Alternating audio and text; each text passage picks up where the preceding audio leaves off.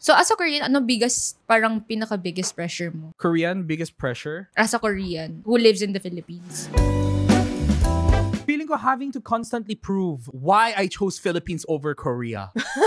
Asking me, bakit ka nandito ang ganda-ganda sa Korea? And I always thought like, how do I explain this in not so offensive manner na pake mo? Yung parang gano'n. Sa totoo lang gusto ko lang sagutin, pake mo, di ba? Pero I realized like, you know, maybe people are just genuinely curious about it. And I realized, sinasabi ko sa kanila, do you guys have family abroad, OFW? Oo daw, meron. Saan sila? Iba daw, San Francisco, yung iba, New York, ganon. Umuwi ba sila? Yes daw. Namimiss ba nila ang Pinas? Yes daw. Kung may pagkataon na makakapili sila kung saan sila gusto tumira permanently, US ba daw or Pinas? Pinas daw. O bakit? O mas maganda dyan, di ba? Bakit?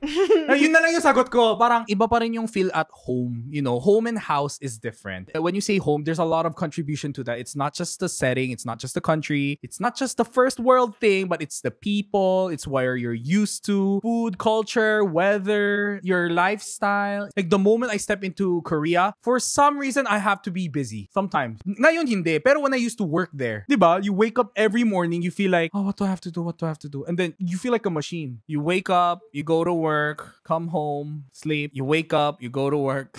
I don't know. You worked in Korea? Yeah, I worked in Korea for 1 year, corporate. Ito yung corporate na sinasabi mo? Yeah, why? I didn't know you were... Hindi ako freelance. Kailan to? 2017? 2016. 16 to 17. You were not, social media person nun? No, I wasn't. But I used to go live. Kaya alam mo, relate ako sa mga OFWs na yung mga nagti-TikTok lagi. Parang doon sila naghahanap ng mga kachikahan.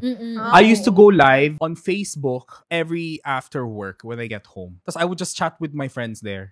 Wala pang group call nun eh. Video call. So the fastest way to communicate with everyone in the Philippines was me going live on Facebook. I even got invited to Facebook during the time kasi bago lang yung live feature. And they invited us to like give review, what are the improvements they could make, ganon. And they paid us $200 for that interview. Ayan. So, wala lang. Kaya relate ako sa mga OFWs na parang, guys, hindi porket first world country, ibig sabihin, you'll feel at home. There's still loneliness there. Yes. Diba? Like, mas lonely sa Korea. Or baka ako lang yun. Feeling ko, yun nga, kagaya ng sinabi ko, parang nasa inyo yan. Parang where you feel at home, there's no definition to it. Kaya nga mga probinsyano, diba? Kahit nandito sila sa Manila, sa BGC, gaano kaganda pa yan, namimiss nila yung probinsya. Bakit? Dahil mas maraming gawin sa bundok? Di naman. Pero that's where their heart is at, diba? So when people genuinely ask me, bakit dito? I don't know what to answer. I just feel more comfortable here. I just feel more at home here.